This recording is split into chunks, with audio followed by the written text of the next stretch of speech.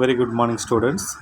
Next topic நம்ம என்ன பார்க்குறோம் அப்படின்னா அட்டாமிக் ரேடியஸ் அப்படிங்கிற டாபிக் பார்க்குறோம். நம்ம அட்டாமிக் ரேடியஸ் அப்படின்னு என்ன இருக்குன்னா, ஒரு ஆட்டம் இருக்குது, சென்ட்ரல் பிளேஸில் நியூக்ளியஸ் ப்ரெசென்ட் இருக்கும். இது ஒரு ஆர்பிட். இந்த ஆர்பிட்டில் என்ன பண்ணும் அப்படின்னா, அவுட்டர் மோஸ்ட் ஆர்பிட் வெளிக்கூட்டு வட்டப்பாதையில் எலக்ட்ரான்ஸ் இருக்கும். அப்போ இங்கே எலக்ட்ரான்ஸ் இருக்குன்னா, இந்த நியூக்ளியஸ்க்கும் இந்த அவுட்டர் மோஸ்ட் ஆர்பிட் இருக்கிற எலக்ட்ரானுக்கு உள்ள டிஸ்டன்ஸ் தான் அட்டாமிக் ரேடியஸ், அணு ஆரம், அட்டாமிக் ரேடியஸ். ஓகே, நாம் என்ன பண்ணோம் அப்படின்னா, ஒரு அட்டாமிக் நம்பர் அதிகரிக்கும் போது அவற்றினுடைய எலக்ட்ரான் அமைப்பில் காணப்படும் ஆவர்த்தன தன்மை போல. இப்போ electronic configuration of the elements, so the periodic variation with increasing atomic number. இப்போ ஒரு எலமெண்ட்ஸ் இருக்குது, எலமெண்ட்ஸோட எலக்ட்ரானிக் கான்ஃபிகரேஷன் நம்ம எப்படி எழுதுறோம்னா அட்டாமிக் நம்பர் வச்சு தான் எழுதணும். இப்போ ஆக்சிஜன் 8 அப்படின்னா 1s2 2s2 2p4, இதான் எலக்ட்ரானிக் கான்ஃபிகரேஷன். இந்த எலக்ட்ரானிக் கான்ஃபிகரேஷன் வச்சு நம்ம என்ன பண்ணுறோம் அப்படின்னு கேட்டால் நம்ம எழுத போகிறோம். அப்படி எழுதும்போது அதனுடைய ஃபிசிக்கல் ப்ராப்பர்ட்டிஸ், கெமிக்கல் ப்ராப்பர்ட்டிஸ் நம்ம எப்படி இருக்குன்னா ஒரே மாதிரி இருக்கும் பொழுது அதெல்லாம் ஒரே வரிசையில் நம்ம ஃபீல் பண்ணுறோம் அப்படின்னு முன்னாடி பார்த்துறோம். ஓகே, ஃபர்ஸ்ட் ஒன்று என்ன பார்க்குறோன்னா அட்டாமிக் ரேடியஸு, நெக்ஸ்ட் ஒன்று வந்து அயானிக் ரேடியஸு, அதுக்கடுத்தது அயனைசேஷன் என்தால்பி அல்லது அயனைசேஷன் எனர்ஜி, ஐஇன்னு சொல்லுவாங்க, அல்லது எலக்ட்ரான், அடுத்தது வந்து electron gain enthalpy, electron affinity அப்படின்னு சொல்லுவாங்க, இஏன்னு சொல்லுவாங்க. அதுக்கடுத்தது எலக்ட்ரோ நெகட்டிவிட்டியோட சிம்பிள் இஎன் அப்படின்னு. இப்போ இந்த 5 டாபிக் நம்ம நெக்ஸ்ட் பார்க்க போகிறோம். ஃபஸ்ட்டு ஒன்று வந்து அட்டாமிக் ரேடியஸ். 2 மார்க் கொஸ்டினில் கேட்பாங்க, important question. Atomic radius of an atom is defined as the distance between the center of its nucleus and the outermost cell containing the valence electron.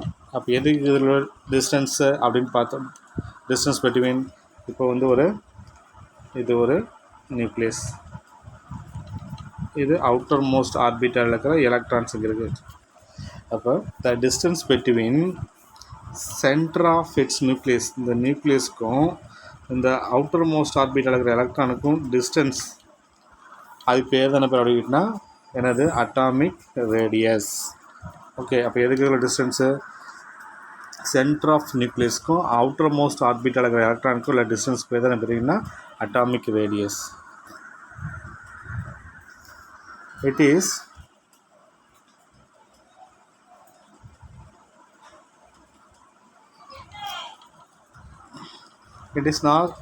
It is not possible to measure the radius of an isolated atom. Isolated atom அப்படின்னா ஒரு தனியாக ஒரு ஆட்டம் இருக்குதுன்னு வச்சுக்க, ஒரு தனியாக ஒரு ஆட்டத்தோடைய radius நம்ம மெஷர் பண்ண, டைரெக்டாக மெஷர் பண்ண முடியாது. அதான் it is not possible to measure radius of an isolated atom directly. ஒரு தனியாக இருக்கிற ஒரு ஆட்டத்தோடைய அட்டாமிக் ரேடியஸ் நம்ம டைரெக்டாக மெஷர் பண்ண முடியாது, except for noble gas. Noble கேஸை தவிர. நோபல் கேஸ்லாம் எது noble gas? Helium, neon, argon, krypton, xenon, radons. இது 18 குரூப் எலமெண்ட்ஸ், 18 குரூப் எலமெண்ட்ஸ் அல்லது 0 குரூப் எலமெண்ட்ஸ் அல்லது நோபல் கேஸ் அப்படி கூட சொல்லலாம். ஓகே, இது எல்லாமே வந்து இதை தவிர. Usually atomic radius is referred to as a covalent radius or metallic radius depending upon the nature of the bonding between the considered atom. இப்போ என்ன பண்ணோம் அப்படின்னா, ஒரு சிங்கிளாக இருக்கிற ஆட்டத்தோடைய ஒரு தனித்த அணுவினுடைய ஐசோலேட்டட் ஆட்டத்தோடைய ரேடியஸ் நம்ம டைரெக்டாக மெஷர் பண்ண முடியாது, மந்த வாயுக்களை தவிர. மீது நோபல் கேஸ் தவிர மீது எதுத்தையும் நம்ம வந்து டைரெக்டாக மெஷர் பண்ண முடியாது அப்படின்ட்டு. வழக்கமாக என்ன பண்ணோம் அப்படின்னா, அதனுடைய அட்டாமிக் ரேடியஸை நம்ம வந்து எப்படி நம்ம வந்து அட்டாமிக் ரேடியஸை நம்ம எதனோட தொடர்படுத்துகிறோம் அப்படின்னா, covalent radius or metallic radius. அதனுடைய அணுக்களுக்கிடையே காணப்படும் பிணைப்பினுடைய தன்மையை பொறுத்து, அந்த ஆட்டத்துக்கு இடையில் கன்சிடர் ஆட்டம், இது ஒரு ஆட்டம், இது ஒரு ஆட்டம், இந்த ஆட்டத்துக்கு இடையில் இருக்கிற பாண்டை பொறுத்து, பிணைப்பை பொறுத்து, அதாவது அணுக்களுக்கிடையே காணப்படும் பிணைப்பினுடைய தன்மை, இந்த பாண்டோடைய நேச்சரை பொறுத்து என்ன பண்ணோம் அப்படின்னு கேட்டால், அதை நம்ம வந்து பொறுத்து அயானிக் கோவலன்ட் ரேடியஸா அல்லது மெட்டாலிக் ரேடியஸா அப்படிங்கிறத நம்ம என்ன பண்ணோம் அப்படின்னா சொல்ல முடியும். இப்போ 2 ஆட்டம்ஸ் இருக்குதுன்னு வச்சுக்க, 2 ஆட்டம் வந்து ஜாயிண்ட் ஆகிருக்குது. இந்த இப்போ A1 B1 இது ஒரு ஆட்டம். இந்த 2 ஆட்டத்துக்கு இடையில் வந்து ஒரு பாண்ட் வந்து ஃபார்ம் ஆகிருக்கும். இந்த ஒரு ஆட்டம் 2 ஆட்டம் ஜாயின் பண்ணி ஒரு பாண்ட் ஃபார்ம் ஆகிருக்கும். அந்த பாண்ட் வந்து எப்படி வந்து அந்த பாண்டோட நேச்சரை பொறுத்து தான் அது கோவலன்ட் ரேடியஸா அல்லது மெட்டாலிக் ரேடியஸா அப்படிங்கிற நம்ம சொல்ல முடியும். இப்போ பாருங்க, இது ஒரு ஆட்டம், சென்ட்ரலில் ஒரு நியூக்ளியஸ் இருக்குது. இந்த இந்த அவுட்டர் மோஸ்ட் செல்லு இங்கே எலக்ட்ரான்ஸ் இருக்குது. அப்போ இதுக்கு இதில் டிஸ்டன்ஸ் இருக்குது என்னென்னா ரேடியஸ், அட்டாமிக் ரேடியஸ்.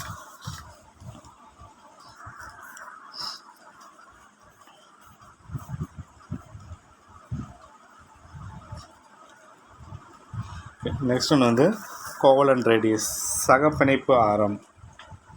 சகப்பிணைப்பு ரேடியஸ் அப்படின்னா என்ன அப்படின்ற சகப்பிணைப்பு ஆரம் covalent ரேடியஸ்னால் it is 1/2 of internuclear distance between two identical atoms linked together by a single covalent bond. ஒற்றை சகப்பிணைப்பால் பிணைக்கப்பட்டுள்ள ரெண்டு ஒத்த அணுக்கள் இருக்குது. H2 அப்படின்னு எக்ஸாம்பிள் எடுத்துக்கலாமா? இப்போ வந்து A அப்படிங்கிறதும் ஒரு ஆட்டம், இன்னொரு ஏங்கிற ஆட்டம் வருது. அது எக்ஸாம்பிள் H2ன்னு வச்சுக்கலாம். இது ஒரு H, இது ஒரு H. இந்த ஒரு ஆட்டமும் ஜாயிண்டாக இருக்கும்போது 1/2 ஆஃப் த இன்டர்நியூக்ளியர் டிஸ்டன்ஸ், அதாவது ஒற்றை சகப்பிணைப்பால் பிணைக்கப்பட்டுள்ள இரண்டு ஒத்த அணுக்கர்களுக்கிடையே தொலைவு பகுதியளவு. இப்போ 1/2 of the internuclear distance between the two identical atom link together by single covalent bond. இப்போ இந்த பாருங்கள், இந்த டயக்ராம் கீழே கொடுத்துருக்காங்க. அப்போ இது ஒரு ஆட்டம். இந்த ரெண்டு ஆட்டமும் ஒன்றோட ஒன்று வந்து என்ன பண்ண அப்படின்னு கேட்டால் இன்டர்நியூக்ளியர் ஒன்றோட ஜாயிண்டாக இருக்குது.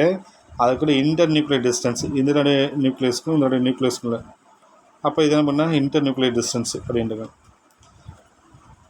இப்படி இன்டர்நியூக்ளியர் டிஸ்டன்ஸ் நம்ம என்ன பண்ணோம் அப்படின்னு கேட்டால் நம்ம வந்து டிவைடட் பண்ணுறோம். அதோட ஆவரேஜ் எடுக்கிறோம். நம்ம அப்படி எடுக்கும்போது என்ன பண்ணோம் அப்படின்னு கேட்டால் distance between the two identical atom அப்படி எடுக்கும்பொழுது நம்ம என்னென்னா அந்த internuclear distance can be determine using x rays diffraction ஸ்டடீஸ்னால் ஒரு முன்னாடி நம்ம பார்த்தோம், நம்ம ஒரு நிக்கல் ப்ரிசஸ் மீது ஒரு எக்ஸ்ரேஸ் பாஸ் பண்ணி அது ரிஃப்ளெக்ட் ஆகும் பொழுது அந்த பேட்டர்ன் வந்து நமக்கு வந்து வளையமாக ஃபார்ம் ஆனிச்சு அப்படிங்கிறத நம்ம வந்து படிச்சிருப்போம் செகண்ட் லெசன். இதை வந்து செகண்ட் லெசன் பார்த்துருப்போம். இது பேர் தான் டிஃப்ராக்ஷன் பேட்டர்ன். அந்த எக்ஸ்ரேஸ் டிஃப்ராக்ஷன் பேட்டர்ன் மூலிமா இன்டர்நியூக்ளியஸ் டிஸ்டன்ஸ் நம்ம வந்து கண்டுபிடிக்க முடியும். இன்டர்நியூக்ளியஸ் டிஸ்டன்ஸ்னால் இதுதான் இன்டர்நியூக்ளியஸ். ஒரு ஆட்டத்திற்குடைய ரேடியஸ்க்கு இன்னொரு ஆட்டத்தோட ரேடியஸும் நம்ம ஜாயின் பண்ண போகிறோம்னா இன்டர்நியூக்ளியர் டிஸ்டன்ஸ். அப்போ இதில் நம்ம வந்து என்ன பண்ண அப்படின்னா டூ ஆட்டத்தை நம்ம வந்து ஒன்று ஜாயின் பண்ணி அது இன்டர்நியூக்ளியஸில் வந்து சரிபாதியாக நம்ம என்ன பண்ண அப்படின்னா இன்டர்நியூக்ளியர் டிஸ்டன்ஸை நம்ம வந்து 1/2 அதில் வந்து அந்த பகுதியளவு நம்ம எடுத்துக்கிறோம். நம்ம அப்படி எடுக்கும்போது என்ன கிடைக்கும்னா நமக்கு வந்து கோவலன்ட் ரேடியஸ் கிடைக்கும். ஃபார் எக்ஸாம்பிள் இப்போ வந்து என்ன கொடுத்துருக்காங்க அப்படின்னா இந்த இதை வந்து கேட்டால் இன்டர்நியூக்ளியஸ் டிஸ்டன்ஸ் D. இந்த இன்டர்நியூக்ளியர் டிஸ்டன்ஸு இதுக்கு நம்ம ரேடியஸ் கண்டுபிடிக்கணும் அப்படின்னு கேட்டால் R இதில் எத்தனை R இருக்குது, இங்கே ஒரு R இங்கே ஒரு R, அப்போ எத்தனை R இருக்குது அப்படின்னு கேட்டால் 2R = D. நமக்கு இதான் வந்து இன்டர்நியூக்ளியர் டிஸ்டன்ஸ் D. இந்த இதில் ஒரு R ரேடியஸ் கண்டுபிடிக்க வேணும்னா R = இங்கே வச்சுட்டு இந்த ரெண்டு இன்ட்டில் இருக்குது இந்த போனது டிவைட் மாதிரி, அப்போ D/2 மாறிடும். அப்போ இந்த 2Rங்கிறது என்னென்னா இந்த ஸ்பியரோடைய ரேடியஸு, இந்த ஸ்பியரோடைய ரேடியஸ். அப்போ ரெண்டு ரேடியஸ் இருக்குது, இங்கே ஒரு R இங்கே ஒரு R இருக்குது, அப்போ 2R. அதனோட டிஸ்டன்ஸ் என்னென்னா D, இன்டர்நியூக்ளியர் டிஸ்டன்ஸ். ஒரு R மட்டும் வேணும்னா அதை அங்கே வச்சுக்கிட்டு இந்த ரெண்டை வந்து ஈக்குவல் பண்ணணுமோ D/2 டிவைடாக மாறிடும்.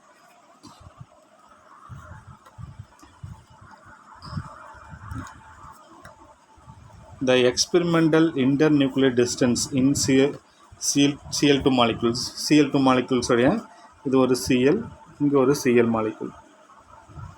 இந்த இன்டர்நியூக்ளியர் டிஸ்டன்ஸ் இதோட இங்கேருந்து இது வரைக்கும் உள்ள டிஸ்டன்ஸ் எவ்வளோன்னு கேட்டால் 1.98 Armstrong value. The covalent radius of the chlorine is calculated as below. இப்போ என்ன பண்ணுன்னா இந்த ஒரு ஆட்டத்தோட ரேடியஸ், இந்த ஆட்டத்தோட ரேடியஸ் நம்ம வந்து இன்டர்நியூக்ளியர் டிஸ்டன்ஸ் நம்ம எடுத்துக்கிட்டோம்.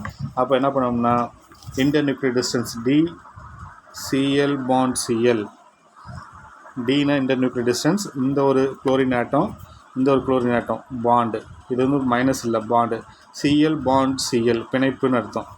அப்போ ஃபார்முலா என்னது, இந்த internuclear distance CL atom bond CL atom equal to, இப்போ இந்த ஆட்டத்தோடைய ரேடியஸ், இப்போ இந்த ஆட்டம் வந்து குளோரின், இந்த ஆட்டமும் குளோரின், அப்போ இந்த ஆட்டத்தோடைய ரேடியஸ் என்னது ஆர்சிஎல், ஆர்னா ரேடியஸு, அப்போ குளோரின் ஆட்டத்தோடைய ரேடியஸ் இந்த, அதேமாதிரி இதுக்கு சொல்லும்போது ஆர்சிஎல், அப்போ ரெண்டையும் நம்ம என்ன பண்ணணும்னா சம் பண்ணிக்கணும்.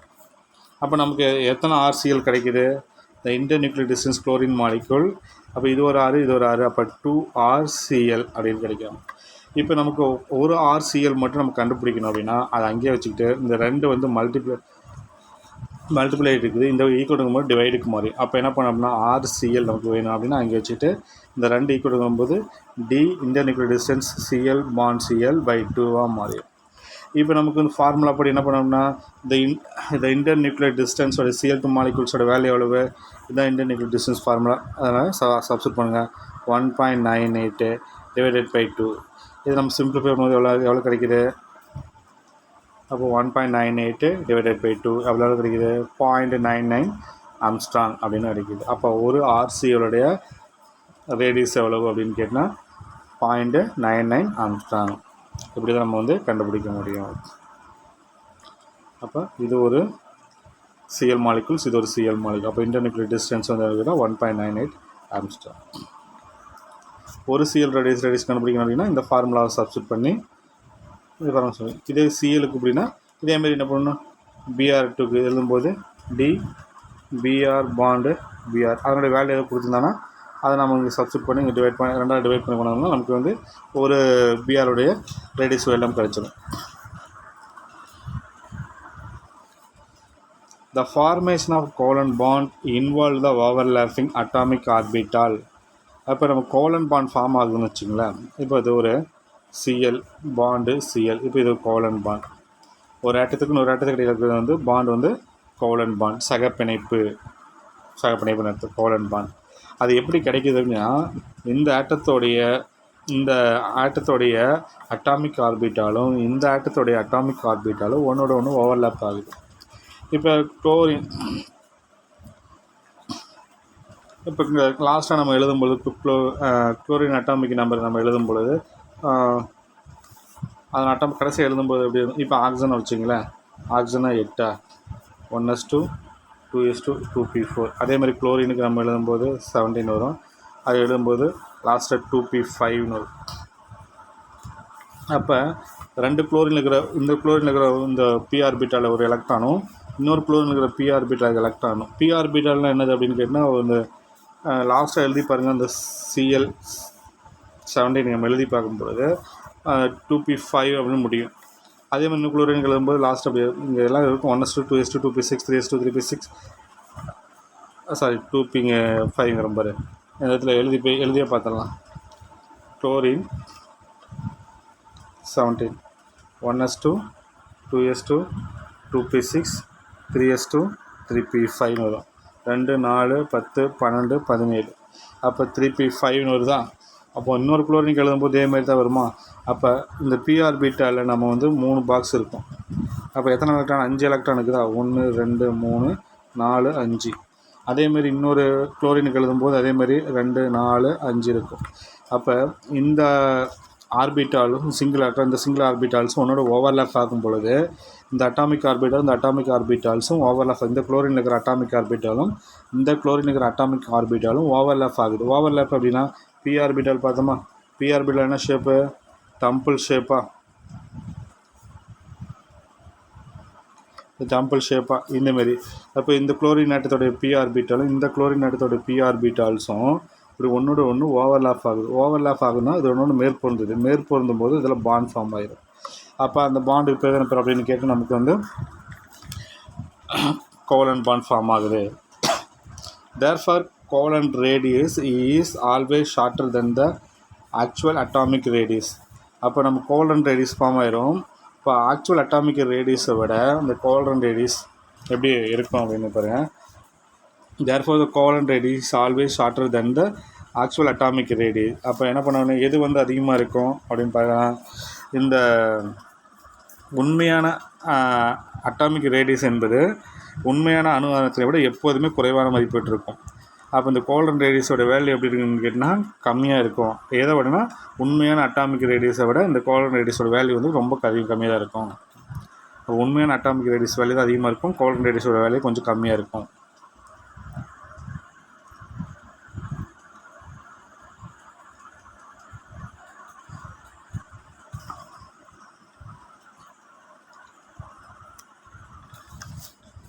Okay, next one, in case of heteronuclear diatomic nucleus. ஹெட்ரோநியூக்ளியர் இப்போ வந்து ஏஏ பார்த்தோம், ரெண்டும் ஒரே மாதிரி இருந்துச்சுன்னா ஹோமோ அப்படின்னு பார்த்தோம். இப்போ ஏபி அப்படிங்கிறோம், இது ஒரு ஏங்கிற ஆட்டம் பிங்கிற ஆட்டம். இப்போ சிஎல்2ன்னு பார்த்தோமா, சிஎல்னா இது ஒரு சிஎல் இது ஒரு சிஎல், அப்போ ரெண்டுமே ஒரே மாதிரி இருக்கிறோன்னா ஹோமோ நியூக்ளியர் டயட்டாமிக் மாலிகுல். இப்போ ஏபி அப்படிங்கும்போது ஏ ஒரு ஆட்டம் பி ஒரு ஆட்டம், அப்போ ரெண்டுமே வேறு இருக்குது. அப்போ இந்தமாரி இது ஹெட்ரோநியூக்ளியர் டயட்டாமிக் மாலிகுல்ஸோடைய கோலன் ரேடியஸ் நம்ம எப்படி கண்டுபிடிக்கலாம்? இந்த ஹெட்ரோநியூக்ளியர் டயட்டாமிக், ஹெட்ரோன்னா டிஃப்ரெண்ட் அர்த்தம். Heteronuclear diatomic molecules, the coulomb radius, the individual atom can be also be calculated by using the internuclear distance. Internuclear distance D A bond B. அதான் வந்து எனக்குன்னா heteronuclear diatomic molecules உடைய distance கண்டுபிடிக்க formula. இது the simplest method proposed by Shoemaker and Stevenson is as follows. அப்போ என்ன பண்ணால் ஹெட்ரோநியூக்ளியர் diatomic molecules உடைய இன்டர்நியூக்ளியர் டிஸ்டன்ஸ் நம்ம கண்டுபிடிக்கிறதுக்கு யார் வந்து ப்ரொப்போஸ் பண்ணாங்க அப்படின்னு கேட்டால் ஷோமேக்கர்ஸ் அண்ட் ஸ்டீவன்ஸ் அப்படிங்கிற வந்து ரெண்டு பேரும் சேர்ந்து ஒரு ஃபார்முலாவை வந்து இன்ட்ரடியூஸ் பண்ணுறாங்க. அந்த ஃபார்முலா என்னென்னு கேட்டால் the internuclear distance A bond B equal to ஏங்கிற ஆட்டத்தோடைய ரேடியஸு ப்ளஸ் பிங்கிற ஆட்டத்தோடைய ரேடியஸு, அப்போ ஆர்ஏ ப்ளஸ் ஆர்பி மைனஸ் 0.09. அது இது வந்து எனக்குன்னா எலக்ட்ரோ நெகட்டிவிட்டி. இந்த சிம்பிளுக்கு பேர் என்ன பண்ணால் எலக்ட்ரோ நெகட்டிவிட்டி. இப்படி வந்து என்ன பண்ண அப்படிங்கன்னா ஒன்று இப்படி போட்டுங்க, ஒன்று இப்படி ஒன்று. இது வந்து ஏ ஆட்டத்தோடைய எலக்ட்ரோ நெகட்டிவிட்டி மைனஸ் பி ஆட்டத்தோடைய எலக்ட்ரோ நெகட்டிவிட்டி. அப்போ ரெண்டு ஆட்டம் இருக்குது. இந்த சிம்பிளுக்கு பேர் என்ன எலக்ட்ரோ நெகட்டிவிட்டி அப்படின்னு அர்த்தம். அப்போ இந்த ஃபார்முலா படி என்ன பண்ணோம்னா ஹெட்ரோ ஆட்டத்தோடைய இன்டர்நியூக்ளியர் டிஸ்டன்ஸ் நம்ம கண்டுபிடிச்சிடலாம். வேர் எலக்ட்ரோ நெகட்டிவிட்டி கை ஏ அப்படி அண்ட் கை பி அப்படிங்கிறது வந்து are the electronegativity of A and B are respectively. ஏங்கிற ஆட்டத்தோடைய electro negativity chi A and பிங்கிற ஆட்டத்தோடைய electro negativity chi B in Pauling units. இந்த பாலிங் மெத்தட்ஸ் படி என்ன பண்ண அப்படின்னு கேட்டால் இந்த மதிப்பெண் வந்து யூஸ் பண்ணுறாங்க. அண்டு இந்த இடத்துல வந்து ஒரு முக்கியமான வேலை என்னங்கன்னா கையோட வேல்யூ தான் பெருசாக இருக்கும் அண்டு கைபியோட வேல்யூ வந்து கம்மியாக இருக்கும். அண்ட் ரேடியஸுங்கிறது வந்து நம்ம எதை சொல்கிறோம் அப்படின்னா ஆம்ஸ்ட்ராங்கில் தான் சொல்லுவோம். அப்போ இந்த இடத்துல வந்து இந்த பாயிண்ட் எல்லாம் அப்படி கையோட வேல்யூ தான் பெருசாக இருக்கணும், கைபியோட வேல்யூ கம்மியாக தான் இருக்கும். Let us calculate the Coulomb radius of hydrogen using the experimental internuclear distance D, hydrogen bond Cl. அப்போ ஹெட்ரோநியூக்ளியர் ஆட்டம் ஹச்சுங்கிறது ஏ, சிஎல்ங்கிறது பி. இந்த ஹெட்ரோநியூக்ளியர் ஆட்டத்தோட இன்டர்நியூக்ளியர் டிஸ்டன்ஸ் வேல்யூனா 1.28 angstrom. And the covalent radius of chlorine atom 0.99 angstrom. In a Pauling scale of the electronegativity chlorine and hydrogen, Pauling scale படி electronegativity குளோரினுக்கு எவ்வளவு 3, ஹைட்ரஜனுக்கு 2.1. அப்போ இந்த என்ன பண்ணோன்னா இந்த சம் கொடுத்துட்டாங்க. இந்த சம்மில் என்ன பண்ணோம் அப்படின்னு கேட்டால் இந்த ஷோமேக்கர் அண்ட் ஸ்டீவன்சன் மெத்தட் படி என்ன பண்ணோம் அப்படின்னு கேட்டால் நமக்கு வந்து இந்த ஃபார்முலாவை நம்ம இந்த ஃபார்முலாவை சப்ஸ்டிட் பண்ணுறோம். The internuclear distance hydrogen bond Cl equal to RH plus RCl minus 0.09 into இந்த இடத்துல நம்ம வந்து சிஎல்ல நம்ம என்ன பண்ணோம் அப்படின்னா ஏவாக எடுத்துக்கிறோம். இந்த ஹச்சை வந்து நம்ம பியாக கன்சிடர் பண்ணுவோம். ஏன்னா வந்து இந்த இடத்துல பார்த்தீங்கன்னா சிஎலுக்கு வந்து எலக்ட்ரோநெகட்டிவ் வேல்யூ எவ்வளவு 3, ஹைட்ரஜனுக்கு 2.1. அப்போ எது வந்து அதிகமாக இருக்கணும் அப்படின்னா ஏ தான் அதிகமாக இருக்கணும். அப்போ இந்த இடத்துல ஏ வந்து எதாக இருக்கணும் அதிகமாக மதிப்பு எது இருக்குன்னு கேட்டால் குளோரினுக்கு தான் அதிகம். அப்போ எலக்ட்ரோநெகட்டிவ் வேல்யூ அதை தான் நம்ம ஏவை கன்சிடர் பண்ணிக்கிறோம். அப்போ இந்த இடத்துல அப்போ கை சிஎல் மைனஸ் கை ஹச். அப்போ சிஎலோட எலக்ட்ரோநெகட்டிவ் வேல்யூ 3 மைனஸ் இந்த ஹைட்ரஜனோட எலக்ட்ரோநெகட்டிவ் வேல்யூ 2.1. அப்போ இந்த ஃபார்முலா சப்ஸ்டிட் பண்ணுறீங்க. சிஎலோடைய ஏற்கனவே நமக்கு வந்து இப்போ ரேடியஸ் முன்னாடி பார்த்தோம், நம்ம ஒரு குளோரின் ஆட்டத்தோட ரேடியஸ் நம்ம கண்டுபிடிச்சோம் எவ்வளோன்னா 0.99. அப்போ இந்த இடத்துல என்ன பண்ணோன்னா இந்த வேல்யூ சப்ஸ்டிட் பண்ணுவோம். சப்ஸ்டிட் பண்ணும்போது என்ன கிடைக்கும்? அப்போ இந்த இடத்துல கொஸ்டினில் நமக்கு கொடுத்துட்டான், எவ்வளோ கொடுத்துருக்காங்க பாருங்கள். Internuclear distance the experimental of internuclear distance HCl value எவ்வளவு 1.28. அப்போ இந்த HCl இன்டர்நியூக்ளியர் டிஸ்டன்ஸு 1.28. அதை சப்ஸ்டிட் பண்ணிடுங்க. அதுக்கடுத்தது இந்த ஹச்சுங்கிற அதை நம்ம கண்டுபிடிக்க போகிறோம். RCயோட வேல்யூ நமக்கு தெரியும் 0.9. அது ஃபார்முலாவிலே -0.09 இருக்குது, அதை போட்டுங்க. இந்த எலக்ட்ரானிக் சிஎலுக்கு வந்து 3, எலக்ட்ரானிக் ஹைட்ரஜனுக்கு 2.1. அப்போ இதில் என்ன பண்ணோம் அப்படின்னு கேட்டால் இந்த வேல்யூ சப்ஸ்டிட் பண்ணிவிட்டு இந்த 3லேருந்து 2.1 நம்ம சப்ராக்ட் பண்ணிட்டோம்னா 0.9 கிடைக்கும். இந்த 0.09ஐயும் 0.9ஐயும் நம்ம வந்து மல்டிப்ளை பண்ணி இந்த 0.99ல் கழிச்சிக்கங்க. கழிச்சு வந்து வேல்யூ நம்ம வந்து இது ரெண்டு பெருக்கணும் இவ்வளோ கிடைக்கும். அதில் இதில் கழிக்கும்போது என்ன பண்ண அப்படின்னா 0.909 கிடைக்கும். இப்போ நமக்கு வந்து இந்த RH+ மட்டும் வேணும் அப்படின்னா இந்த இதில் என்ன பண்ண அப்படின்னா RH+ அங்கேயே வச்சுக்கோங்க.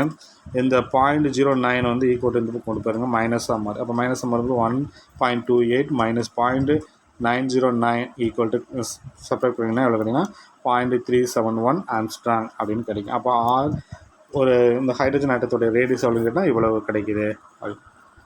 அப்போ என்ன பண்ண அப்படின்னா ஹெட்ரோ ஆட்டத்தோடைய இன்டர்நியூக்ளியஸ் டிஸ்டன்ஸ் நம்ம வந்து ஒரு அட்டாமிக் ரேடியஸ் நம்ம எப்படி கண்டுபிடிக்க அப்படின்னா ஸ்டீவன்சன் அண்ட் ஷோமேக்கர்ஸ் அந்த எக்ஸ்பெரிமெண்ட் மூலிமா நம்ம வந்து கண்டுபிடிக்க போகிறோம் அப்படிங்கிறது. இது வந்து ஒரு 3 மார்க் கொஸ்டினில் கேட்பாங்க. இது நோட் பண்ணிச்சு.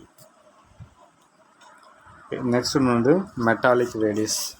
மெட்டாலிக் ரேடியஸ் அப்படின்னு என்ன அப்படிங்கன்னா ஒரு ஆட்டம் வந்து இது வந்து ஒரு மெட்டாலிக்னு வச்சுங்களேன். இது ஒரு இரும்புன்னு வச்சுக்கோங்க, எஃப்இன்னு வச்சுக்கோங்க. ஒரு இரும்பு இருக்குது.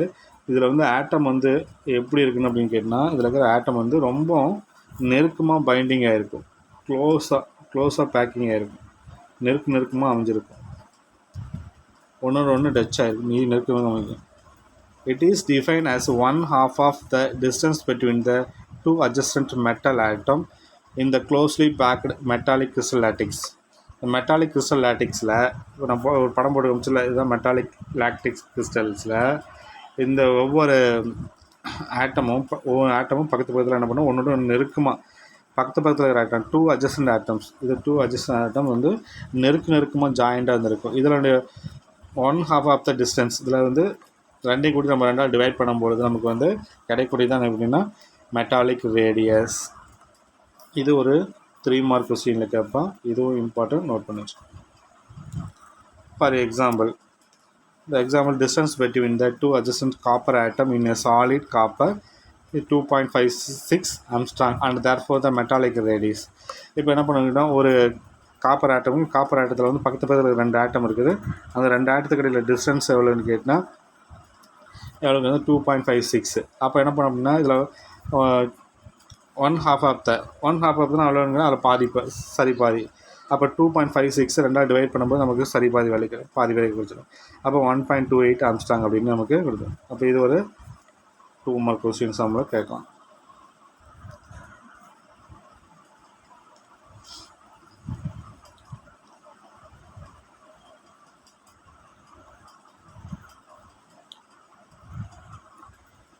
The metallic radius can be calculated using the unit cell length of the metallic crystals. அதாவது ஒரு கிறிஸ்டல் ஒரு கிறிஸ்டல்ஸில் ஒரு மெட்டாலிக் கிறிஸ்டல்ஸில் அந்த யூனிட் செல்லோடைய லென்த்தை நாம் என்ன பண்ணோம் அப்படின்னு கேட்டால் பயன்படுத்தி அதனுடைய அதில் இருக்கிற அந்த ஒரு ரேடியஸ் நம்ம என்ன பண்ணோம்னா மெஷர் பண்ணலாம். ஒரு மெட்டாலிக் கிறிஸ்டல் இருக்குது, அதனுடைய யூனிட் செல்லுடைய லென்த்தை பயன்படுத்தி மெட்டாலிக் ரேடியஸை பயன்படுத்தணும். யூனிட் செல் அப்படின்னா என்ன, இது ஒரு யூனிட் செல். இந்த யூனிட் செல்லுடைய லென்த்தை பயன்படுத்தி நம்ம என்ன பண்ணோம் அப்படின்னா மெட்டாலிக் ரேடியஸை கண்டுபிடிக்க முடியும். அப்படிங்கிறத நம்ம 12th படிக்க போகிறோம். ஓகே, நெக்ஸ்ட் ஒன்று 5 மார்க் கொஸ்டின் கேட்கலாம். The periodicity trends in atomic radius variation periods. பீரியட்னா என்ன தோணுன்னா நம்ம ஒரு பீரியட் டேபிள் பார்த்தோமா, இது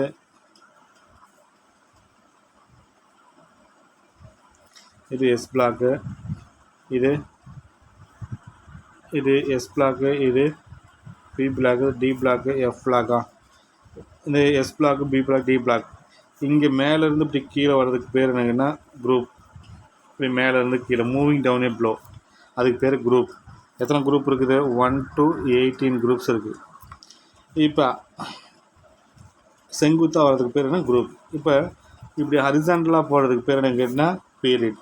அப்போ பீரியட் எவ்வளோக்குன்னா 1 to 7 இருக்குது.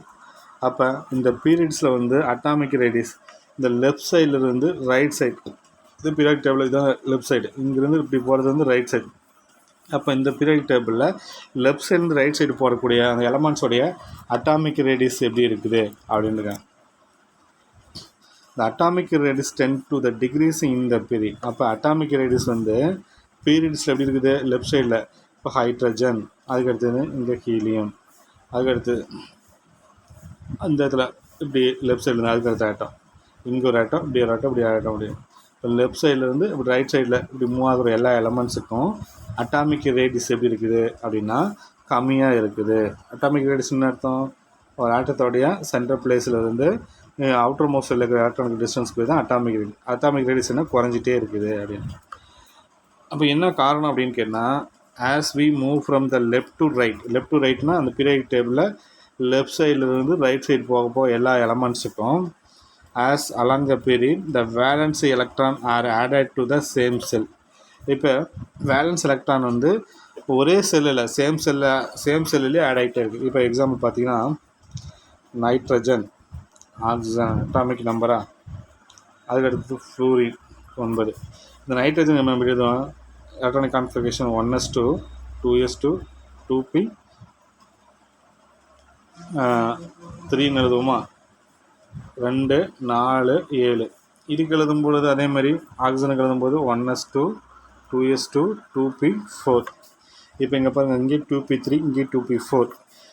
நம்ம இங்கே இந்த நல்லா கவனிச்சிங்க, இதை நான் அடிச்சுட்டு எழுதுறேன் நான். 1s2 2s2 2p3 1s2 2s2 2p4. இப்போ நம்ம இது டயக்ராம் போட்டு காமிக்கிறேன் பாருங்கள். இது நியூக்ளியஸு, 1s2ல் 2 எலக்ட்ரான், 2s2ல் 1s2 2s2 2p3, 1s2ல் 2 எலக்ட்ரான், 2s2 2p3. அப்போ மொத்தமாக எத்தனை எலக்ட்ரான்? 5 எலக்ட்ரான். 1 2 3 4 5 தான். அப்போ இது நைட்ரஜனுக்கு இதுதான். ஆக்சிஜனுக்கு எழுதும்போது அதேமாதிரி 1s2 2s2 2p4. அப்போ இங்கே 1s2ல் 2 எலக்ட்ரான் தான், 2s2 2p4 அதில் எத்தனை எலக்ட்ரான் இருக்குது? 2 4 மொத்தம் 6. அப்போ இங்கே நைட்ரஜனுக்கு எத்தனை இருந்துச்சு? 5 இருந்துச்சு அவுட்டர் மோஸ்டில். இதுக்கு எவ்வளோ இருக்குது? 6. அப்போ இந்த இன்னொரு எலக்ட்ரானும் எங்கே ஆட் ஆகுது? இன்னொரு எலக்ட்ரானும் அதே செல்லில் தான் ஆட் ஆகுது. இப்போ இன்னொரு டயக்ராம் போட்டு காமிச்சினாலும் அதே தான். இப்படி வந்து 1s2 2 எலக்ட்ரான். இப்போ அதுக்கு அடுத்தது 1 2 3 4 5 6.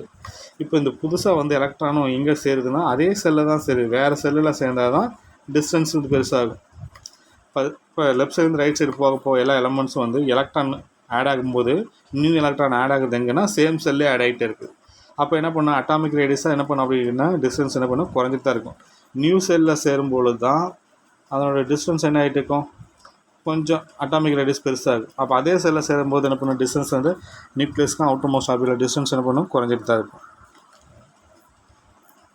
இந்த வேலன்ஸ் எலக்ட்ரான் ஆர் தான் ஆடட் டு த சேம் செல். அதுதான் இந்த ரீசனால தான் என்ன பண்ணாங்கன்னா அட்டாமிக் ரேடியஸ் குறையுது. இதை simultaneously addition of proton to the nucleus.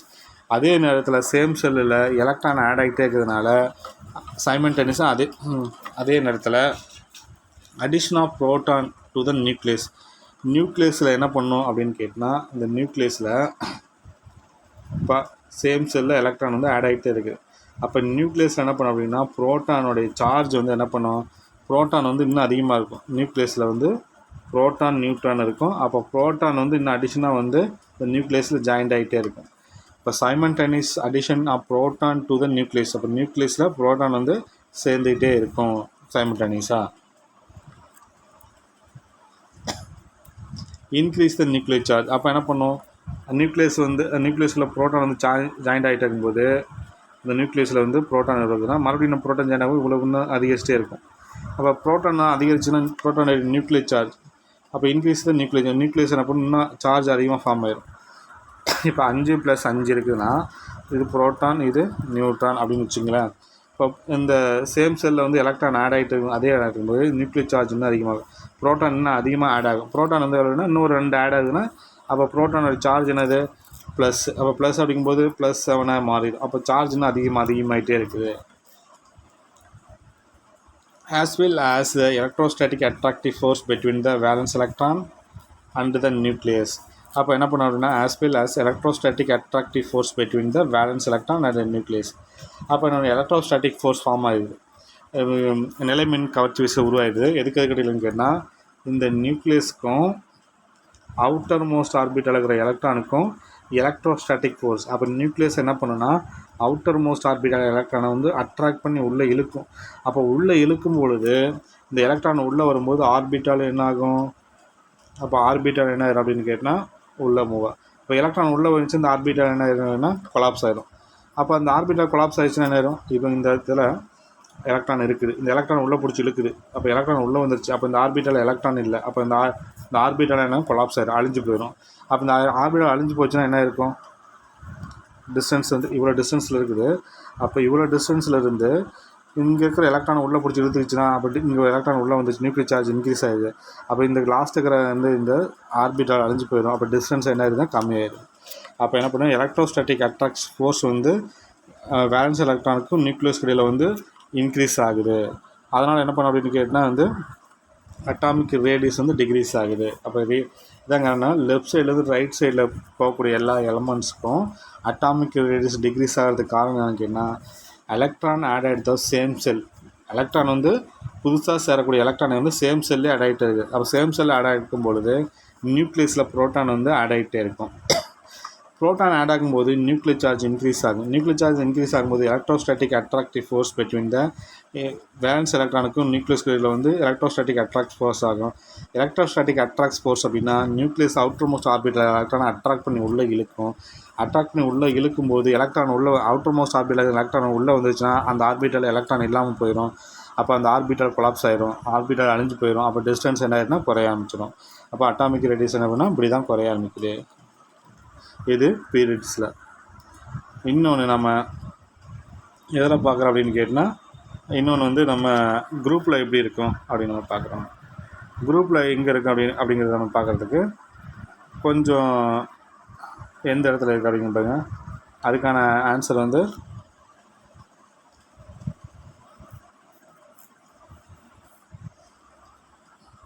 இங்கே கொடுத்துருப்பாங்க.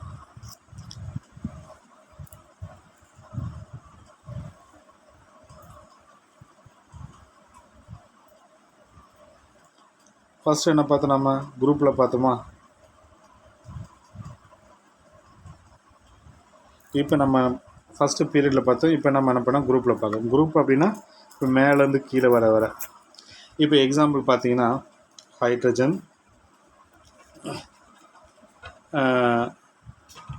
Lithium, beryllium, boron, carbon, nitrogen, oxygen. இப்போ கீழே வரும்போது என்ன பண்ணோம்? கீழே வரும்பொழுது அந்த கீழே இருக்கிற ஒரு குரூப்பில் இருக்கிற கீழே வர எலமெண்ட்ஸ் பார்க்கலாமா? கீழே வர எலமெண்ட்ஸ் என்னவாக இருக்கும்? Hydrogen, lithium, sodium, potassium, rubidium, இப்படி வச்சுக்கோங்க. கீழே வர first group elements. Hydrogen atomic number 1, இதுக்கு அட்டாமிக் நம்பர் 3, இதுக்கு 11. ஹைட்ரஜனுக்கு வந்து 1, லித்தியத்துக்கு வந்து 3, சோடியத்துக்கு 11. ஓகேவா? இப்போ இதை வச்சு நம்ம ஒரு டயக்ராம் போடலாம். ஹைட்ரஜன் அப்படிங்கும்போது அட்டாமிக் நம்பர் வந்து 1. அப்போ எப்படி அதெல்லாம் ஒரே ஒரு எலக்ட்ரான். அப்போ டிஸ்டன்ஸ் ஃப்ரீ. அதுக்கு அடுத்தது லித்தியத்துக்கு 3. அப்போ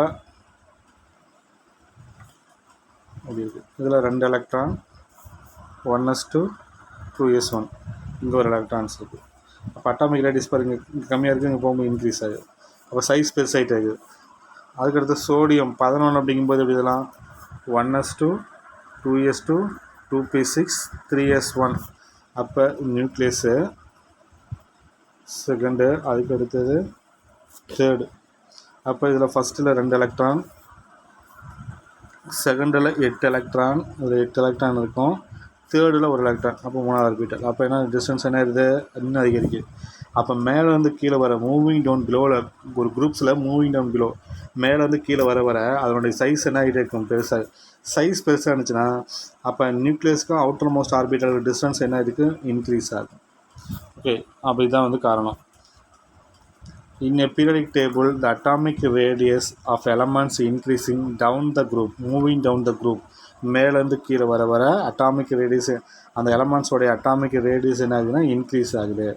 ஏன்னா நம்ம இந்த டயக்ராம் போட்டு காமிச்சு as we move down a group the new cell are open to accommodate to the newly added the valence electron. இப்போ முன்னாடி பார்த்தோம் நம்ம ஒரு எலக்ட்ரான் நம்ம ஆட் பண்ணும்போது எங்கெல்லாம் ஆண்டுச்சு. இப்போ பார்த்தோமா, இப்போ ஹைட்ரஜனுக்கு பார்த்தோம்னா ஒரு எலக்ட்ரான் வந்து எங்கே ஆணுச்சு, அதே செல் ஆணுச்சு. அதுக்கு அடுத்தது லித்தியம் ஆட் ஆகும்பொழுது ஹைட்ரஜனுக்கு வந்து எப்படி இருந்தோம் 1s1 1s1 இது 1s1 ஒரு எலக்ட்ரான். அதுக்கடுத்தது லித்தியத்துக்கு 3 அப்படிங்கும்போது 1s2 2s1 இந்த இப்போ எலக்ட்ரான் எங்கே இருக்குது 1s1 அப்படிங்கும்போது 2 எலக்ட்ரான் 1s2. அதுக்கடுத்தது 2s1 அப்படிங்கும்போது இன்னொரு எலக்ட்ரான் இங்கே. இப்போ நியூ செல்லில் எலக்ட்ரான் ஆட் ஆகுது. இப்போ டிஸ்டன்ஸ் என்ன ஆகுது, இன்னும் அதிகரிக்குது. அப்போ இது வந்து இது ரொம்ப அதிகரிக்குது. அப்போ எலக்ட்ரான் மூவிங் டவுன் குரூப்பில் வந்து நியூ எலக்ட்ரான் வந்து எங்கன்னா நியூ செல்லில் ஆட் ஆகிட்டே இருக்குது.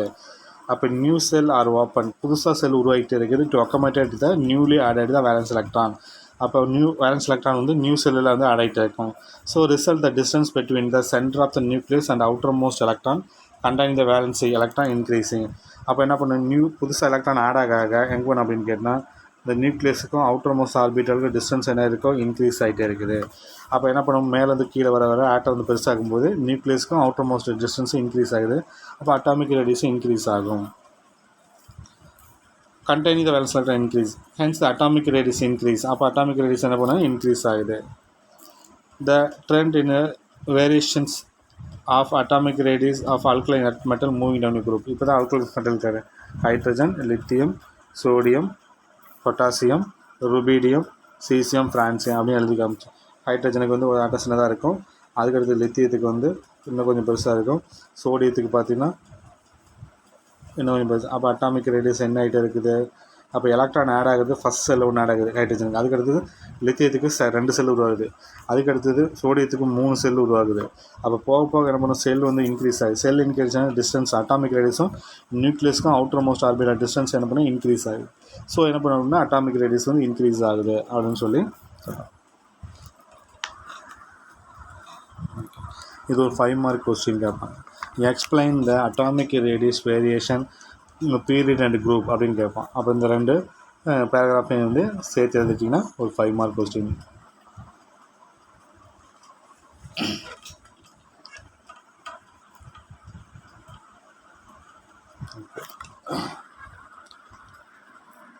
நெக்ஸ்ட் ஒன்று வந்து effective nuclear charge. Effective nuclear charge அப்படின்னா என்ன அர்த்தம் அப்படின்னு கேட்டால் செயலறு மின்கரு சுமை அப்படின்னா செயலறு அணுக்கரு மின் சுமை அப்படின்னு. இப்போ நியூக்ளியஸ் இருக்குதுன்னா இது orbital.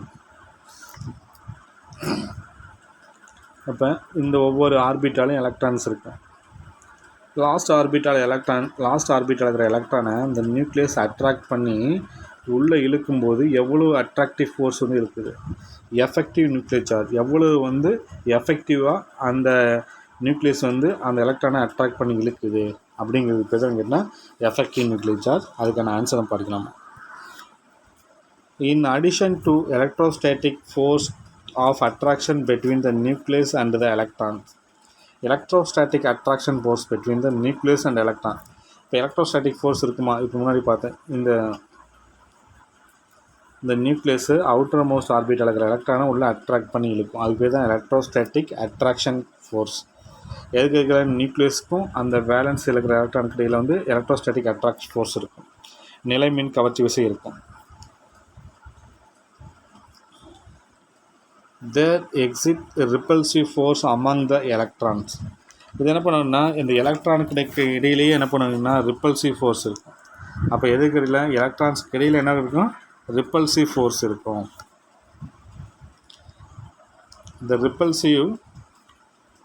The repulsive force between the inner cell electron and the valency electrons lead to the decreasing in the electrostatic attractive force. என்ன பண்ண அப்படின்னா இதுக்கு இந்த இன்னர் செல் ஆர்பிட்டால் இருக்கிற எலக்ட்ரான்ஸ்க்கு அந்த அவுட்டர் மோஸ்ட் வேலன்ஸ் இருக்கிற எலக்ட்ரானுக்கு இடையில் வந்து என்ன பண்ண அப்படின்னு கேட்டால் ரிப்பல்சிவ் ஃபோர்ஸ் இருக்கும். இப்போ the repulsive force between the inner cell electron and the valence electron lead to the decreasing the electrostatic attractive force acting on the valence electron by the nucleus. அப்போ என்ன பண்ண அப்படின்னு கேட்டால், இந்த உள்கூட்டில் அந்த இன்னர் செல் கூட்டில் காணப்படும் எலக்ட்ரானுக்கும் அவுட்டர் மோஸ்ட் ஆர்பிட்டால் இருக்கிற எலக்ட்ரானுக்கு இடையே இந்த விலக்கு விசையின் விளைவாக வெளிக்கூட்டில் அவுட்டர் மோஸ்ட் ஆர்பிட்டில் இருக்கிற எலக்ட்ரான் மீது அணுக்கருவினால் செலுத்தப்படும் விசை வந்து குறைக்கப்படும். இப்போ என்னன்னா, இந்த நியூக்ளியஸ் இருக்குதுன்னு வச்சுங்களேன், இது ஒரு செல்லு, இங்கே ஒரு இன்னொரு செல்லு, இங்கே ஒரு செல்லு. அப்போ இந்த இந்த ஆர்பிட்டாலும் எலக்ட்ரான் இருக்குது, இந்த ஆர்பிட்டாலும் எலக்ட்ரான், இந்த ஆர்பிட்டாலும் எலக்ட்ரான்ஸ் இருக்குது. அப்போ இந்த அவுட்டர் மோஸ்ட் ஆர்பிட்டல் எலக்ட்ரானை இந்த நியூக்ளியஸை அட்ராக்ட் பண்ணி உள்ளே இழுக்குது அப்படின்னா, இந்த இன்னர் செல் ஆர்பிட்டல் இது இந்த இதுக்கிடையில் இருக்கிற இந்த ஆர்பிட்டல் தான் இன்னர் செல் ஆர்பிட்டல். இந்த இந்த செல்லுக்கு பேர் தான் இன்னர் செல் ஆர்பிட்டல் எலக்ட்ரான். இந்த இன்னர் செல் ஆர்பிட்டால் எலக்ட்ரான் இந்த எலக்ட்ரான் உள்ளே வராமல் ரிப்பல்சிவ் பண்ணும். இந்த எலக்ட்ரான் வந்து ரிப்பல்சிவ் ஃபோர்ஸ் பண்ணும். அப்போ என்ன பண்ணும், இந்த இன்னர் செல் எலக்ட்ரான் வந்து ரிப்பல்சிவ் ஃபோர்ஸும் அவுட்டர் மோஸ்ட் ஆர்பிட்டல் இருக்கிற எலக்ட்ரான் வந்து நியூக்ளியஸ் அட்ராக்ட் பண்ணி இழுக்கும். அவுட்டர் மோஸ்ட் ஆர்பிட்டல் எலக்ட்ரானை இந்த நியூக்ளியஸ் அட்ராக்ட் பண்ணி உள்ளே இழுக்கும். இந்த இன்னர் செல் ஆர்பிட்டல் எலக்ட்ரான் வந்து உள்ளே வராமல் தடுத்து நிறுத்தும். அப்போ என்ன பண்ணும் அப்படின்னு கேட்டால், இந்த கவர்ச்சி விசையின் காரணமாக என்ன பண்ணுவோம், குறைக்கப்படும். இந்த அட்ராக்டிவ் ஃபோர்ஸ் வந்து குறைக்கப்படும். அப்போ வந்து இப்போ எக்ஸாம்பிள் பார்த்தீங்கன்னா, நான் தான் மிடில் இருக்கிறேன்னு வச்சுங்களேன், இங்கே ஸ்டூடெண்ட்ஸ் இதில் இருக்கிறீங்க, இந்த லைன்லேயும் ஸ்டூடெண்ட்ஸ் இருக்கிறீங்க, இந்த லைன்லேயும் ஸ்டூடெண்ட்ஸ் இருக்கிறீங்க. இங்கே ஒருத்தர் இருக்கிறான், கிளாஸ் விட்டு வெளியே போகிறான், அவனை வந்து அட்ராக்ட் பண்ணி நான் உள்ளே இழுக்கிறேன். அப்போ இங்கே இருக்கிற ஸ்டூடெண்ட்ஸ் எல்லாமே நான் உள்ளே பிடிச்சி இழுக்கும்போது இந்த இருக்கிற ஸ்டூடெண்ட்ஸ் எல்லாமே என்ன பண்ணுறாங்க அப்படின்னு கேட்டால், அது நல்லா டைட்டாக ஃபில் ஆகிருப்பாங்க, நெருக்கமாக ஃபில் ஆகிருப்பாங்க. அப்போ நெருக்கமாக ஃபில் ஆகும்போது இந்த எலக்ட்ரான் இங்கே இருக்கிற இந்த ஆர்பிட்டில் இருக்கிற எலக்ட்ரான் இவனை உள்ளே வராமல் தடுத்துறாங்க. அப்போ என்ன பண்ணோம் அப்படின்னு கேட்டால், ரிப்பல்சிவ் ஃபோர்ஸ் உள்ளே வராமல் தடுத்து நிறுத்துது.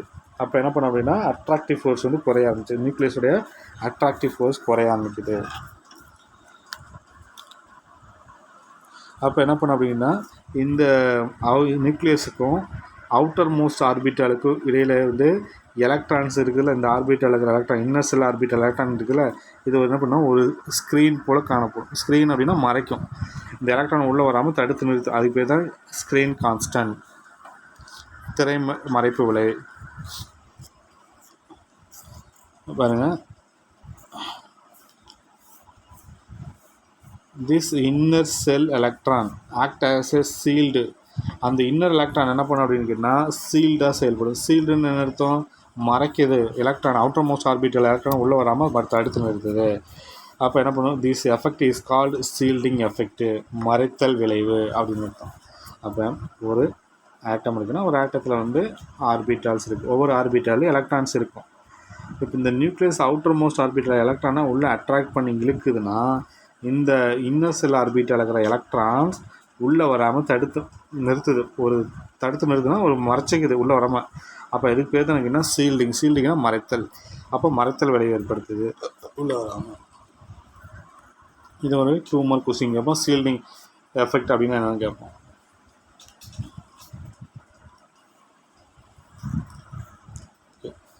இதுதான் எஃபெக்டிவ் நியூக்ளியர் சார்ஜுக்கான ஆன்சரு. இது ஒரு இம்பார்ட்டன்ட் கொஸ்டின், கண்டிப்பாக பப்ளிக்கில் கேட்பான். The effective nuclear charge experienced by the valence electron in the outermost shell is called effective nuclear charge. அதாவது வெளிக்கூட்டில் உள்ள எலக்ட்ரான் இணைதிறன் எலக்ட்ரான்களால் உணரப்படும் நிகர அணுக்கரு மின்சுமை. இந்த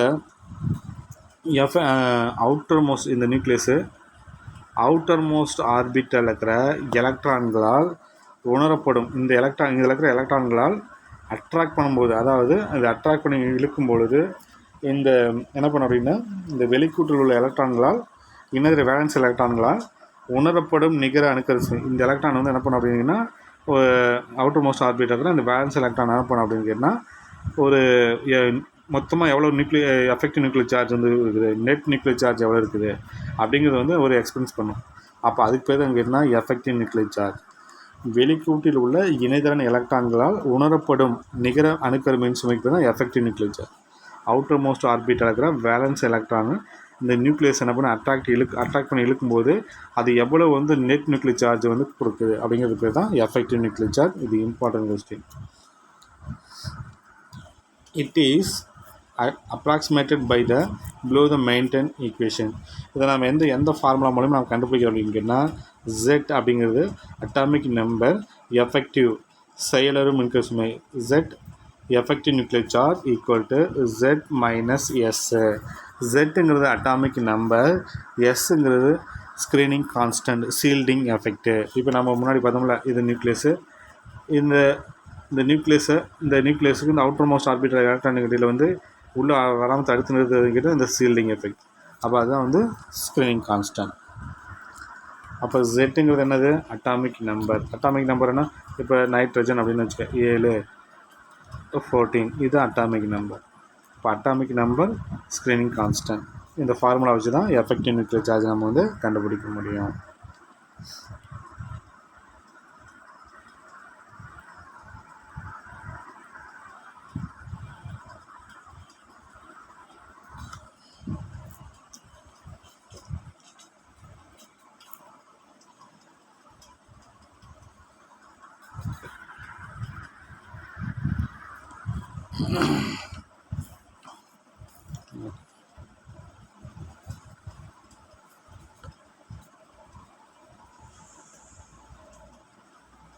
வேறு ஜெட்டுங்கிறது அட்டாமிக் நம்பர் அண்டு த எஸ்ங்கிறது ஸ்க்ரீனிங் கான்ஸ்டன்ட், மறைக்கிறது.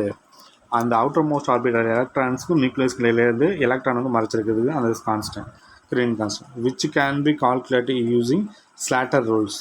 ஸ்லாட்டர் ரூல்ஸ் மூலிமா நம்ம என்ன பண்ணோம் அப்படின்னு கேட்டால் இந்த எஃபெக்டிவ் நியூக்ளியர் சார்ஜ் நம்ம கண்டுபிடிக்க முடியும். ஸ்லாட்டர் ரூல்ஸ் அப்படிங்கிறது என்னென்னு பார்க்குறோம். நம்ம ஒரு 5 பாயிண்ட்ஸ் இருக்கும் steps. First one, write the electronic configuration of atom. ஒரு ஆட்டத்தோட இருக்குன்னா ஒரு ஆட்டத்தோடைய எலக்ட்ரானிக் கான்ஃபிகரேஷன். இப்போ நைட்ரஜன் அப்படின்னு வச்சுக்கோங்களேன், அதனோட எலக்ட்ரானிக் கான்ஃபிகரேஷன் இது 7 வரைக்கும் நம்ம எழுதணும். எலக்ட்ரான்ஸ் 1s2, 2s2, 2p3, 2, 4, 7 வரைக்கும். இதான் வந்து எலக்ட்ரானிக் கான்ஃபிகரேஷன்ஸ். எலக்ட்ரானிக் கான்ஃபிகரேஷனை கம்ப்ளீட்டாக and rearrange by the grouping ns and np orbital together and other separately the following. எஸ்ஸும் பியும் ஒன்று சேர்த்து எழுதணும். 1s தவிர மீதிக்கிற எஸ்ஸும் பியும் ஒன்று சேர்த்து நம்ம எழுதணும். ஓகேவா? இப்போ நம்ம என்ன பண்ணோம், மீதிக்கிற ஆர்பிட்டல்ஸ் எல்லாத்தையுமே நம்ம என்ன பண்ணோம், மீதிக்கிற ஆர்பிட்டல் எல்லாத்தையும் நம்ம வந்து தனித்தனியாக நம்ம எழுதணும். அதர்ஸ் செப்பரேட்லி இன் ஃபாலோயிங் ஆர்டர்ஸ். இப்போ எக்ஸாம்பிள் பாரு, 1s தவிர மீதிக்கிற எல்லாத்தையுமே நம்ம வந்து 2s 2p 3s 3p இது எல்லாத்தையும் நம்ம வந்து என்ன பண்ணுவோம், ஒன்றா சேர்த்து எழுதணும். 2s 2p ஒன்று சேர்த்திங்க, 3s 3p, 3d 4d 5 இது f எல்லாம் தனித்தனியாக எழுதிக்கணும். அப்போ இங்கே பாருங்கள், 1s மட்டும் தனியாக போட்டுங்க, 2s 2p ஒன்று சேர்த்திங்க, 3s 3p ஒன்று சேர்த்திங்க, 3d டிங்கும்போது தனியாக போட்டுங்க, 4s 4p ஒன்று சேர்த்திங்க, 4d தனியாக போங்க, 4f தனியாக சேர்த்திங்க, 5s 5p. அப்போ எஸ்ஸையும் பியும் என்எஸ்ஸையும் என்பியும் ஒன்று சேர்த்து எழுதிங்க 1s தவிர. மீதிக்கிற டிஎஃப் நம்ம தனித்தனியாக தான் பிரித்து எழுதிக்கணும். இதுதான் ஃபஸ்ட் பாயிண்ட். ஒரு எலமெண்ட்ஸோட ஒரு ஆட்டத்தோடைய எலக்ட்ரானிக் கான்ஃபிகரேஷனை கம்ப்ளீட்டாக எழுதுங்க. அதை ரீஅரேஞ்ச் பண்ணுங்கள். ஆர்டர் வைஸாக ரீஅரேஞ்ச் பண்ணும்போது என்னையும் என்எஸ்ஸையும் என்பியும் ஒன்று சேர்த்து எழுதுங்க. 1s மட்டும் தவிர மீதி எல்லாத்தையும் என்எஸ்ஸும் என்பியும் ஒன்று சேர்த்து எழுதுங்க. மற்ற அதரை வந்து என்ன பண்ணணும்னா செப்பரேட் பண்ணி எழுதுங்க. இதுதான் ஃபஸ்ட் பாயிண்ட். ரெண்டாவது, identify the group in which the electron of interest in present. என்ன பண்ண அப்படின்னு கேட்டால், செயலர் அணுக்கள் மின்சுமை கண்டறிய வேண்டிய எஃபெக்டிவ் நியூக்ளியர் சார்ஜ் கண்டறிய வேண்டிய எலக்ட்ரானை நாம் அமைந்துள்ள தொகுதியும் இனம் கண்டறியணும். எந்த எலக்ட்ரானுக்கு நம்ம எஃபெக்டிவ் நியூக்ளியர் சார்ஜ் கண்டுபிடிக்கிறோமோ அதை ஐடென்டிஃபை பண்ணணும். ஓகே, அதை நான் என்னென்னு போட்டு காமிக்கிறேன். அடுத்து, the electron present in the right of this group does not contribution of the shielding effect. இப்போ வந்து ஒரு எக்ஸாம்பிளுக்கு வந்து ஒரு நைட்ரஜன் இருக்குங்களா, nitrogen electronic configuration 1s2, 2s2, 2p3. ஓகேவா? இப்போ இந்த எலக்ட்ரானுக்கு நான் எஃபெக்டிவ் 2s2ல் 2 எலக்ட்ரானுக்கு, அதில் 2 எலக்ட்ரானுக்கு ஒரு எலக்ட்ரானுக்கு நான் எஃபெக்டிவ் நியூக்ளியர் சார்ஜ் கண்டுபிடிக்கிறேன்னா அதை மட்டும் நம்ம அதிலேருந்து வந்து இந்த பக்கம் பின்னாடி வரக்கிற எல்லா எலக்ட்ரானுக்கு நமக்கு வந்து எஃபெக்டிவ் நியூக்ளியர் சார்ஜ் கண்டுபிடிக்கும். இந்த ரைட் சைடில் இருக்கிற அந்த 2p3 ஆர்பிட்டால் இருக்கிற எலக்ட்ரானுக்கு நம்ம வந்து அது வந்து என்ன பண்ணால் சீல்டிங் எஃபெக்ட் பண்ணாது. ஏன்னா அவுட்டர் வெளியில் இருக்குது, அப்போ சீல்டிங் எஃபெக்ட் கொடுக்காது. அப்போ இது என்ன பண்ணோம் அப்படின்னா contribution does not contribute shielding effect. அப்போ ரைட் சைடில் இருக்கிற எதுக்கு நம்ம எஃபெக்டிவ் நியூக்ளியர் கண்டுபிடிக்கிறோமோ அதுக்கு அதுக்கு அடுத்து இருக்கிற குரூப்பில் இருக்கிற எலக்ட்ரான்ஸ் வந்து நம்ம என்ன பண்ணால் சீல்டிங் எஃபெக்ட் நம்ம கான்ட்ரிபியூட் இல்லை அப்படின்னு அர்த்தம். Each of the electron with in the identify group denoted by the N. எந்த குரூப்பில் இருக்கிற எலக்ட்ரானுக்கு நம்ம எஃபெக்டிவ் நியூக்ளியர் சார்ஜ் கண்டுபிடிக்கிறோமோ அதை நம்ம வந்து ஐடென்டி பண்ணி என்னன்னு வச்சுக்கணும். த சீல்டு டு எக்ஸ்டென்ட். அப்போ அதில் இருக்கிற நம்ம அந்த குரூப்பில் இருக்கிற எலக்ட்ரான்ஸ்க்கு நம்ம எஃபெக்டிவ் நியூக்ளியர் சார்ஜ் அதை சீல்டிங் எஃபெக்ட் வந்து எவ்வளோ கான்ட்ரிபியூட் பண்ணுது அப்படின்னா 0.35 யூனிட் வந்து நியூக்ளியர் சார்ஜ் வந்து அது கான்ட்ரிபியூட் பண்ணுது. இப்போ வந்து 1s2 2s2 2p3 அப்படின்னு வச்சுங்களேன். அப்போ இதில் 2p3 இருக்கிற ஒரு எலக்ட்ரானிக் எஃபெக்டிவ் நியூக்ளியர் சார்ஜ் கண்டுபிடிக்கிறேன். அதை விட்டுட்டு மீதிக்கிற 2 எலக்ட்ரானுக்கு அந்த 2 எலக்ட்ரானுக்கும் எஃபெக்டிவ் நியூக்ளியர் சார்ஜ் எவ்வளோன்னா, இப்போ 3 எலக்ட்ரான்ஸ் இருக்குது. 3 எலக்ட்ரானில் ஒரு எலக்ட்ரானுக்கு எஃபெக்டிவ் நியூக்ளியர் சார்ஜ் கண்டுபிடிக்க போகிறேன். அதை விட்டுட்டு மீதி எத்தனை எலக்ட்ரான் இருக்கும்? 2 எலக்ட்ரானுக்குமா. அப்போ அந்த ஒரு எலக்ட்ரான் ஒவ்வொரு எலக்ட்ரானுக்கும் எஃபெக்டிவ் நியூக்ளியர் சார்ஜ் எவ்வளோன்னா 0.35. அப்போ இதில் மீதி 2 எலக்ட்ரானுக்கு, அப்போ ஒரு எலக்ட்ரானுக்கு 0.35னா 2 எலக்ட்ரானுக்கு அளவு 2 × 0.35. அப்போ எவ்வளோ எலக்ட்ரான் இருக்குதோ அந்த எவ்வளோ எலக்ட்ரான் இருக்குதோ அந்த எலக்ட்ரானுக்கு இவ்வளோ நியூக்ளியர் சார்ஜ் நம்ம என்ன பண்ணோம் அப்படின்னு கேட்டால் மல்டிப்ளை பண்ணிக்கணும். அப்போ ஒவ்வொரு எலக்ட்ரானுக்கும் ரிமைனிங் இருக்கிற எலக்ட்ரானுக்கும் எஃபெக்டிவ் நியூக்ளியர் சார்ஜ்னா 0.35.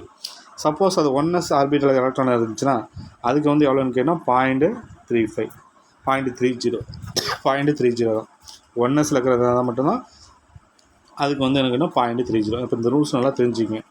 இப்போ நம்ம வந்து ஒரு 6 ஆர்பிட்டால்ஸில் ஒரு குரூப்பில் இருக்கிற எலக்ட்ரானுக்கு நம்ம எஃபெக்டிவ் நியூக்ளியர் கண்டுபிடிக்கணும்னா அதில் எத்தனை எலக்ட்ரான் 3 சப்போஸ் 3 எலக்ட்ரான் இருக்குன்னா அதில் ஒரு எலக்ட்ரான் நம்ம கண்டுபிடிக்கணும்னா மீதிக்கிற ஒவ்வொரு எலக்ட்ரானுக்கும் வந்து எஃபெக்டிவ் நியூக்ளியர் சார்ஜ் எவ்வளோன்னா கான்ட்ரிபியூஷன் பண்ணுன்னா 0.35.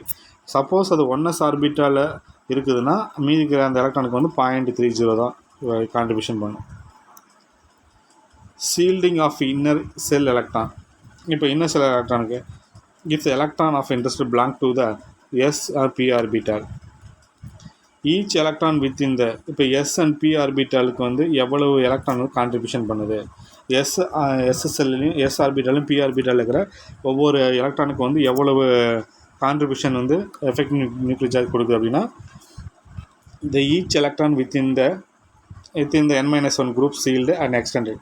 இப்போ n அப்படின்னா இப்போ சப்போஸ் வந்து இது 1s2 2s2 2p3 அப்படி இருக்குன்னா இது n அப்படின்னா இந்த குரூப்பு இதை நம்ம ஒன்றா சேர்த்து எழுதிக்கணும். இது n அப்படின்னா இதுக்கு அடுத்து இருக்கிறது n-1. இப்போ இன்னொரு நம்பர் இப்போ குளோரின் அப்படின்னு வச்சுக்கேன் 17 1s2 2s2 2p6 3s2 3p5. இப்போ இதில் இருக்கிற இந்த 3p ஆர்பிட்டல் இருக்கிற ஒரு எலக்ட்ரான் நம்ம எஃபெக்டிவ் கண்டுபிடிக்கணும்னா இது n. அதுக்கடுத்து இந்த குரூப் இருக்குல்ல அது வந்து n-1. அதுக்கடுத்து இது வந்து n-2. அப்போ வந்து எதை நம்ம கண்டுபிடிக்கிறோமோ அது என்னன்னு வச்சுக்கணும். அதுக்கடுத்து இருக்கிற செல் வந்து n-1. அதுக்கடுத்து இருக்கிற செல் வந்து n-2 இப்படி போயிட்டே இருக்கும். அப்போ n-1 குறையுது, n-2 அதை விட குறையுது, அதுக்கடுத்து n-3 இப்படி குறைஞ்சிட்டே போயிட்டே இருக்கும். அப்போ இந்த n-1 இருக்கிற ஒவ்வொரு எலக்ட்ரான்களுக்கும் எஃபெக்டிவ் நியூக்ளியர் சார்ஜோட எவ்வளோ கான்ட்ரிபியூஷன் பண்ணுன்னா 0.85. அப்போ ஒவ்வொரு எலக்ட்ரானுக்கும் 0.85 யூனிட் வந்து nuclear charge. n-2 and n-3 n-4 அதில் இருக்கிற ஒவ்வொரு எலக்ட்ரானுக்கும் அதுக்கு வந்து கம்ப்ளீட்டாக அந்த நியூக்ளியர் சார்ஜோட யூனிட் எவ்வளோங்கன்னா 1. அப்போ n இருந்துச்சுன்னா அதில் இருக்கிற ரிமைனிங் எலக்ட்ரானுக்கு ஒவ்வொன்றுக்குமே வந்து 0.35. சப்போஸ் 1s ஆர்பிட்டால் இருந்தால் அது வந்து 0.30. அதுக்கு அது n-1 ஆர்பிட்டால்ஸில் வந்து ஒவ்வொரு எலக்ட்ரானுக்கும் வந்து எவ்வளோ கான்ட்ரிபியூஷன் பண்ணும் அப்படின்னா யூனிட்டுக்கு வந்து 0.85 வந்து நியூக்ளியர் சார்ஜ் கான்ட்ரிபியூஷன் பண்ணும். n-2 n-3 n-4 n-5 இதில் இருக்கிற ஒவ்வொரு எலக்ட்ரானுக்கும் வேலை எனக்கு என்ன 1 அப்படி இந்த ரூல்ஸ் நம்ம தெரிஞ்சுக்கணும். அதுக்கடுத்தது if the electron of interested belong to the d and f orbital, d and f orbital எலக்ட்ரானுக்கு நம்ம வந்து எஃபெக்டிவ் நியூக்ளியர் கண்டுபிடிக்கணும்னா each and electron left of the group electron of interest sealed to extend 1 unit. அப்போ வந்து நம்ம எதுக்கு நம்ம effective அந்த D and F ஆர்பிட்டலில் ஏதோ ஒரு எலக்ட்ரானுக்கு நம்ம எஃபெக்டிவ் நியூக்ளியர் கண்டுபிடிக்கிறோம்னா அதை என்னன்னு வச்சுக்கிட்டு மீதிக்கிற குரூப் எல்லாத்தையுமே நம்ம என்ன பண்ணணும் அப்படின்னு கேட்டால் மீதிக்கிற குரூப் n-1 n-2 n-3 அதுக்கு எல்லாத்துக்குமே அதில் இருக்கிற எலக்ட்ரான் எல்லாத்துக்குமே வந்து வேல்யூ என்னன்னு கேட்டால் 1. அப்போ டி அண்ட் எஃப் ஆர்பிட்டல்ஸில் நம்ம எந்த எலக்ட்ரானுக்கு எஃபெக்டிவ் நியூக்ளியர் சார்ஜ் கண்டுபிடிக்கிறோம் அப்படின்னா அதில் இருக்கிற ரிமைனிங் எலக்ட்ரானுக்கு வந்து 0.35 வச்சு நம்ம வச்சு போடணும். மீதி இருக்கிற குரூப்பில் இருக்கிற எல்லா குரூப்பில் இருக்கிற எலக்ட்ரானுக்கு வந்து என்னென்னா 1 அப்படின்னு. Okay. The summation of the sealed effect of all electron give the shielding constant. Yes. அப்போ இது எல்லா அந்த ஒவ்வொரு செல்லில் இருக்கிற ஆல் எலக்ட்ரானுடைய சீல்டிங் எஃபெக்ட் நம்ம என்ன பண்ணோம்னா சம் பண்ணிக்கணும். சம் பண்ணும்போது நமக்கு சீல்டிங் கான்ஸ்டன்ட் நமக்கு கிடைக்கும்.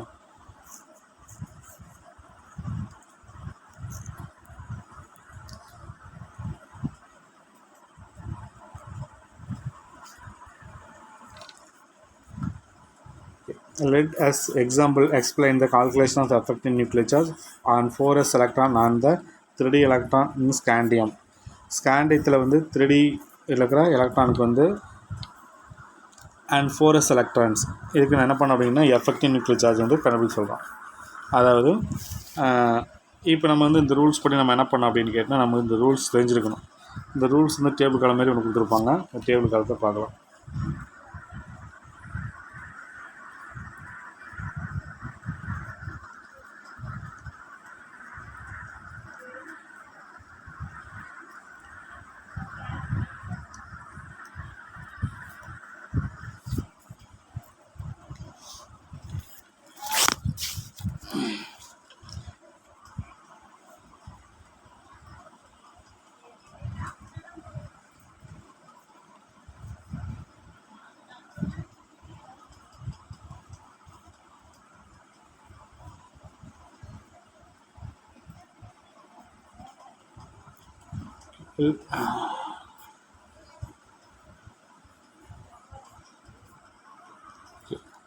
அந்த கால்குலேஷனை மீதி நம்ம நெக்ஸ்ட் கிளாஸ் பார்க்கலாம் எப்படின்னு. இந்த ரூல்ஸை மட்டும் நல்லா தெரிஞ்சு படிச்சுங்க. அப்போ தான் வந்து ஒர்க் அவுட் பண்ணுறது நமக்கு ஈஸியாக இருக்கும்.